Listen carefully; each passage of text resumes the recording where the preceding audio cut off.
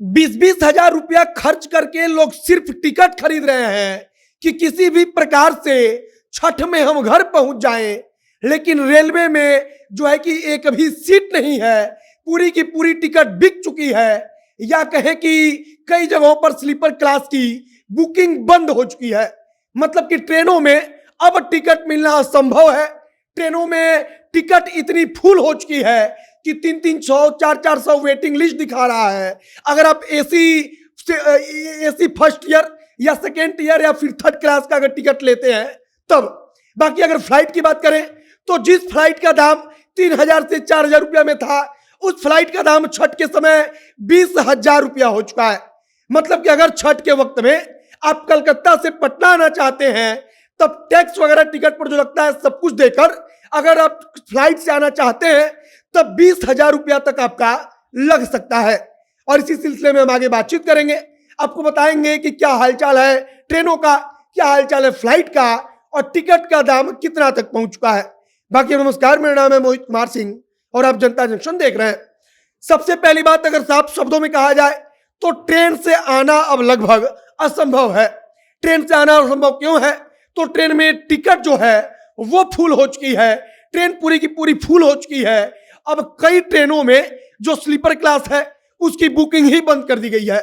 मतलब कि sleeper class की बुकिंग रोक दी गई है, क्योंकि अब रेलवे समझ चुका है कि इससे ज्यादा लोगों को टिकट वो चाह कर भी नहीं दे सकता और पूरी की पूरी ट्रेन फुल हो गई है। वहीं अगर हम एसी की बात करें तो फर्स्ट क्लास हो, सेकेंड क्लास हो या थर्ड क्लास हो, हर एसी में और लगभग हर ट्रेन में 400-400, 500-500, 300-300 का वेटिंग लिस्ट है। और आप यकीन मानिए कि अगर 300-400 इतना लंबा अगर वेटिंग लिस्ट है तब आप टिकट खरीद भी लेंगे तो उसका टिकट का कंफर्म होना लगभग नामुमकिन है, लगभग एकदम असंभव बात है। यानी कि अब अगर ट्रेन की टिकट आप चाहते हैं तब यह असंभव है। सरकार चाहे कितना भी स्पेशल ट्रेन चला ले, लेकिन टिकट की डिमांड इतनी ज्यादा है कि उसको पूरा नहीं कर पा रही है। अब अगर हम फ्लाइट की बात करें तो चूंकि जो विमान कंपनियां होती हैं वो इन मौकों का फायदा उठाती हैं। सबसे पहले ट्रेन का टिकट मान लीजिए कि दलालों से लोग खरीदने लगे तो एक एक ट्रेन का टिकट 2,000 2,500 दाम था, उसको दलाल 12,000 13,000 में बेच रहा है।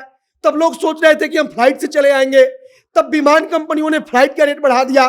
छठ के वक्त में अगर हम आपको बातचीत करें कि कलकत्ता से पटना आने का क्या हालचाल है, तो बिहार के कई सारे लोग, एक बड़ी आबादी कलकत्ता में रहती है, वहां पर जाकर काम करती है और सबको पता है कि छठ में वो लोग आना चाहेंगे।